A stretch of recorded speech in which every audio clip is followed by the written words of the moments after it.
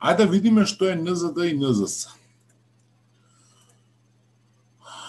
Ако земеме множествата делители на бројот 12, тоа се 1, 2, 3, 4, 6 и 12. Ве подсетувам, множество делители е множество од сите делители со кои што 12-ката може да се подели без остаток. И исто така, множеството делители на 18 се 1, 2, 3, 6, 9 и 18. Од тука, од овие множества, можеме да забележиме дека заеднички делители со виолетова боја што се означени, тоа се 1, 2, 3 и 6. Заеднички ги има во двата. Така, сега, најголемиот од тие заеднички делители е бројот 6. И гледате првите букви, најголем заеднички делител, НЗД, е еднаков на бројот 6. Сега, броеви за кои НЗД е 1, односно броеви кои што освен еден нема друг заеднички делител, се викаат заемно прости броеви. Ако се сеќавате на претходниот слайд што кажавме, кај комбинацијата на признаци. Значи, броеви кои што нема да имаат заеднички делител, освен бројот 1. Пример, значи 4 и 9 се заемно прости броеви. Гледате делителите на 4 се 1, 2 и 4, девојтката се 1, 3 и 9. Значи, само единицата има заеднички делител. Внимавајте, заемно прости броеви можат да бидат и сложени броеви. Тие не се прости броеви, значи треба да се прави разлика помеѓу заемно прости броеви и прости броеви.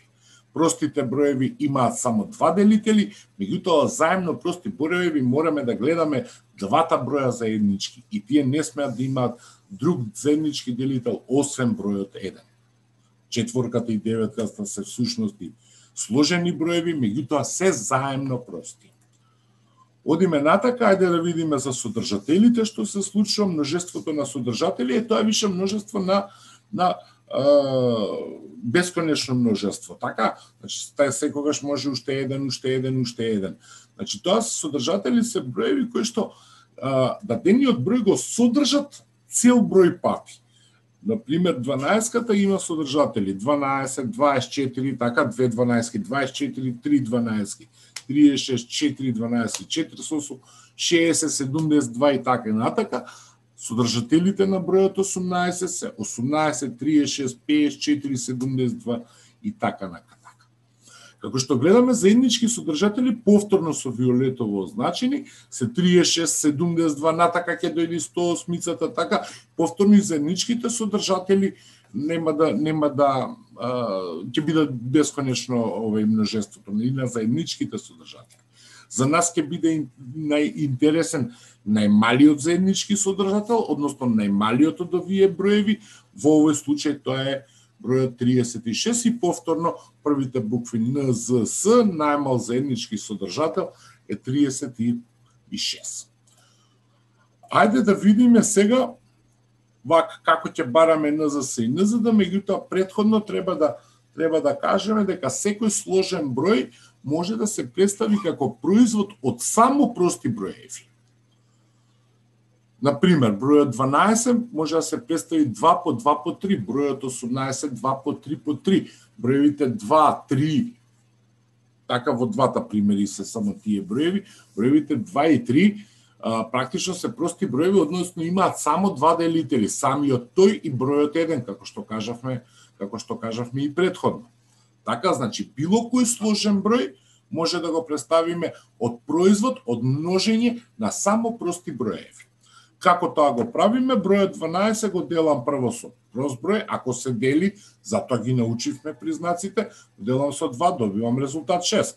Шестката се дели со 2, добивам резултат 3. Тројката е прост број, сега дека него доведам бројот 12 со делење со прости броеви до бројот 1. На исти принципи бројот 18 го делам со 2, па добивам 9, 9 го делам со 3, добиваме 3, па тројката е прост број, значи добивме единица. Ајде натака да видиме неколку начини на барање на НЗД и на НЗС. Од левата страна имаме НЗС. Еве сега овде да видиме на оваа шема што имаме нацртано, бројот 18 разложен на прости множители, горе како што е објаснето, гледате, е 2 по 3 по 3. Еве ги. А бројот 12 е 2 по 2 по 3. Еве ги. Во средниот ред, каде што имаме 2 по 2 по 3 по 3, како го добиваме тоа? Значи, секој множител што ќе постои во двата броја, мора да се биде вклучен во НЗС-то. Меѓутоа, ако некој множител го има на две места, не го вклучуваме два пати, него го вклучуваме само еднаш.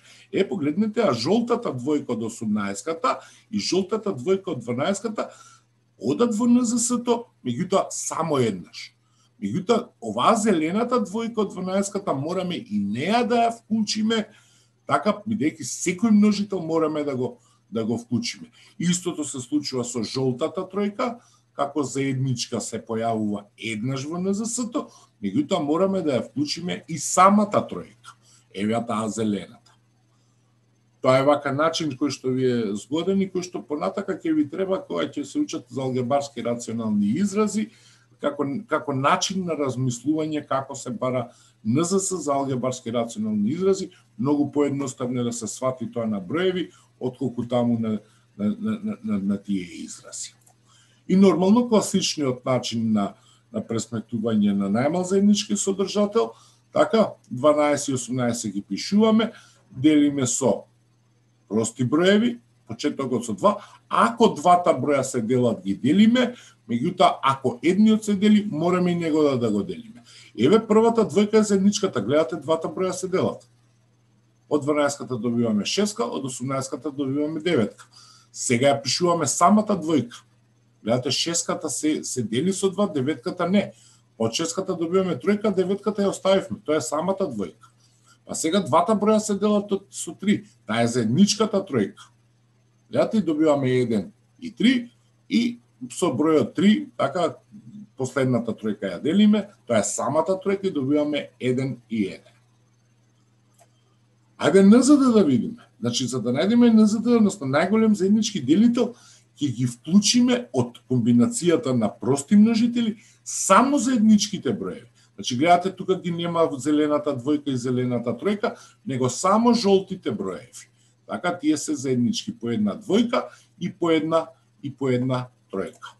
Односно, класичниот начин на барање, повторно делиме со прости броеви, меѓутоа со прости броеви со кои што и двата броја можам да ги поделам.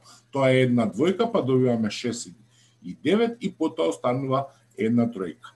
Значи, за да го пресметаме НЗС-то, оваа комбинација на прости множители 2, 2, 3 и 3 се множат и добиваме 36, односно оваа комбинација 2 по 3, така, кои ќе се помножат, добиваме 6, како што беше на претходниот слайд објаснето.